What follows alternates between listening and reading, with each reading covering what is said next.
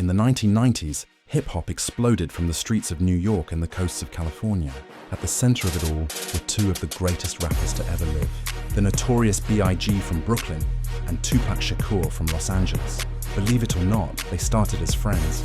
Biggie was the rising king of East Coast rap, and Tupac was the passionate voice of the West. They respected each other's talent, shared studio time, and were even like brothers. But the music industry is a business of egos, money, and power. The scene became divided into an East Coast versus West Coast rivalry, fueled by record labels, media gossip, and a hunger for headlines. The turning point came in 1994 when Tupac was shot and robbed in a New York recording studio lobby. He survived, but he was convinced that Biggie and his producer Puff Daddy had set him up.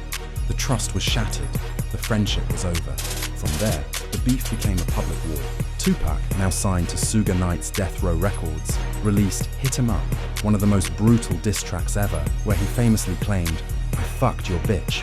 The tension wasn't just in the music, it felt real and dangerous. On September 7, 1996, after a boxing match in Las Vegas, Tupac Shakur was shot in a drive-by shooting.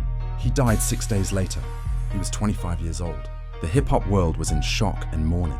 Just 6 months later, on March 9, 1997, after a party in Los Angeles, the notorious B.I.G. was also killed in a nearly identical drive-by shooting. He was only 24, two legends, gone in the blink of an eye. So, who's to blame for their deaths? It's the most painful question in music history. You can't blame just one person. It was a perfect storm of tragedy.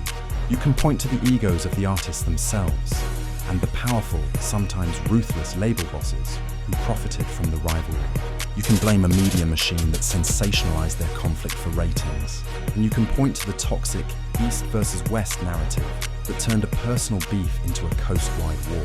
But if you're looking for one single villain, you won't find him. The real blame lies with the culture of violence and exploitation that surrounded them. A culture that saw two black geniuses as commodities and soldiers in a war, rather than protecting them as the artists they were.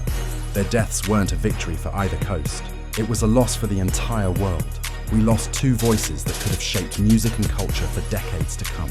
The greatest tragedy is that we'll never know what could have been. Rest in peace, Tupac and Biggie. Your music lives forever.